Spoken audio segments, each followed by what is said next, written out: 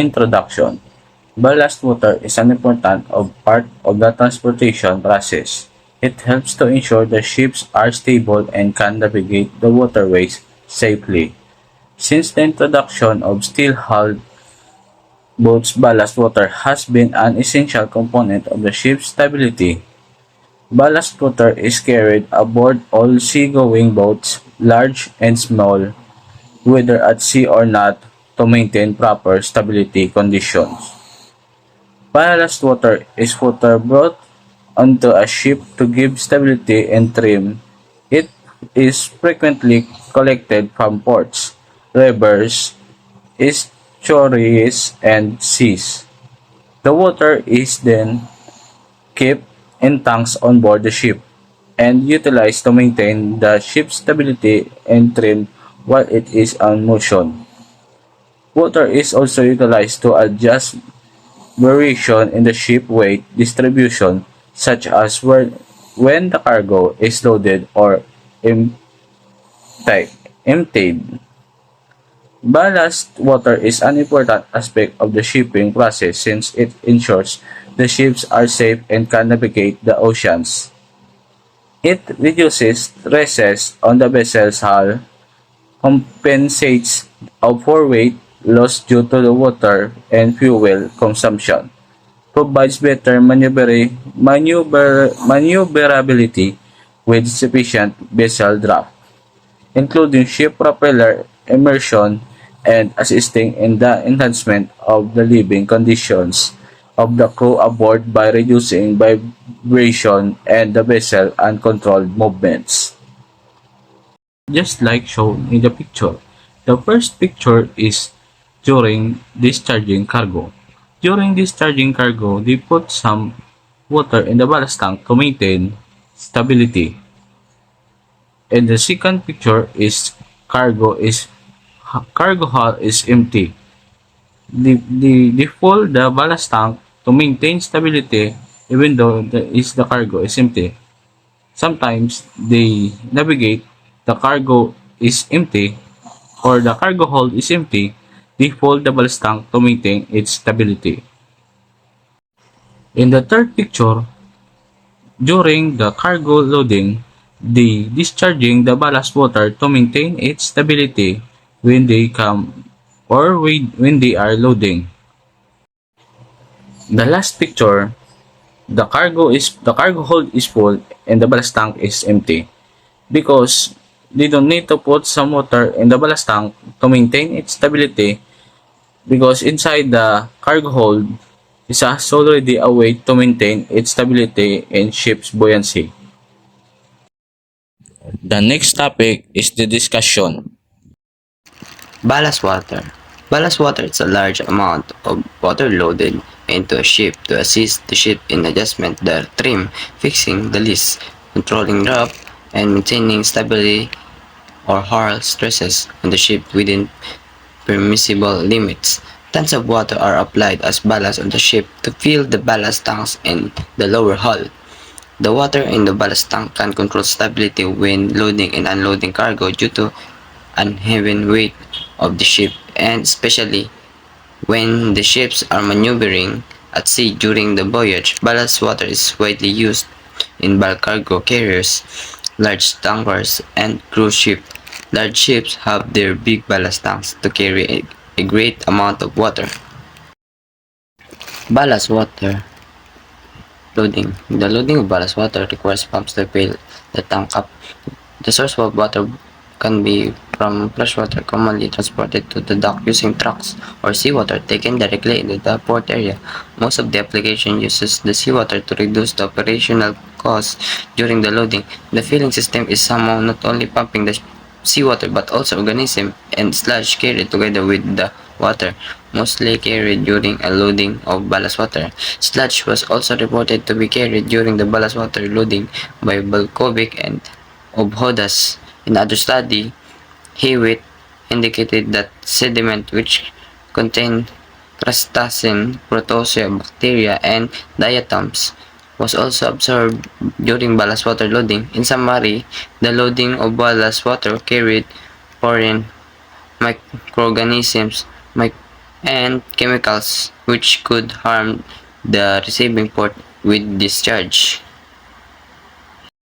On dock ballast water treatment, the process transferring liquid or sediment will have negative impacts on the ecosystem where the ballast process occurs. To minimize these negative impacts, I am suggested standard ballast processes to reduce the potential problems. According to IMO, there are two standards to reduce the impact of ballast water, D1 and D2. D1 is the ballast method by exchanging ballast water in the middle of the sea, more than 200 nautical miles away from the coast. D2 is the use of one dock ballast water treatment system. In 2004, IMO adopted the Ballast Water Management (BWM) D1 Convention standard, the regulated water discharge ballast and risk reduction methods from alien species. In 2007, IMO issued the Ballast Water Hygiene Standard D2 as a standard for ballast water treatment.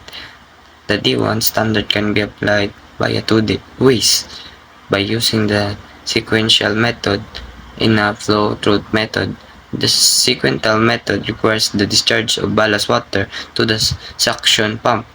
The flow-through method requires overfilling the tanks by pumping to achieve 95% water change with 3 times the tank volume. IMO also regulates the importance of reducing biological invasion of the ballast water discharging following the D2 regulations.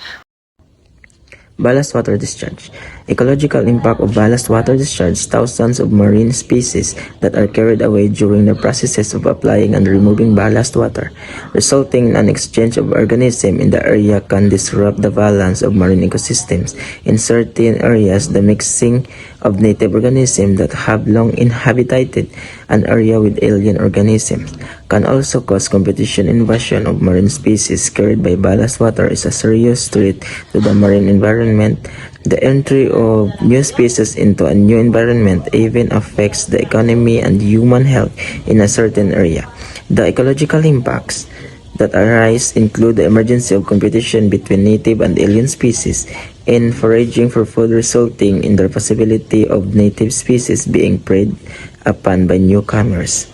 This condition can change the original habitat and cause a reduction in native biodiversity due to native species being replaced by alien species.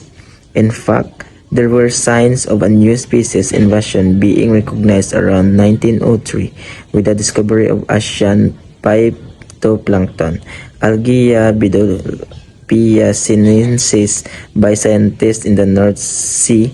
IMO 2021-2017 also reported that approximately 10 billion tons of ballast water transferred all over the world are carrying various types of organisms such as bacteria, viruses, larvae, marine animals, and plants, which are freely transferred by releasing ballast water to new areas in 1980s.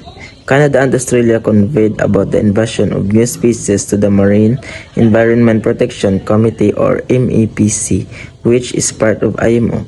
The economic impacts that arise due to environmental pollution from ballast include the decrease in fishery production, which can be caused by the transfer of new species that attack native species, and the possibility of harmful algae being carried away during the ballast water. Ecological impact of ballast water discharge. Ballast water discharge, which involves the application and removal of ballast water, can disrupt marine ecosystem by introducing new species. This competition between native and alien organisms can lead to a reduction in native biodiversity and alter the original habitat. The introduction of new species such as bacteria, viruses, larvae, marine animals, and plants has been recognized since 1903, with approximately 10 billion tons of ballast water being transferred worldwide. In the 1980s, Canada and Australia reported the innovations of new species to the Marine Environment Protections Committee. Recommendation. In recommendation, ballast water management system, as mentioned before, the process of regulating and managing the ballast water carried on and off a ship is known as ballast water management. Ballast water is monitored, treated, and exchanged as part of this process to guarantee environmental safety. Ballast water may contain creatures that are potentially detrimental to the environment and nearby ecosystems. Therefore, this is very crucial for municipal and industrial uses.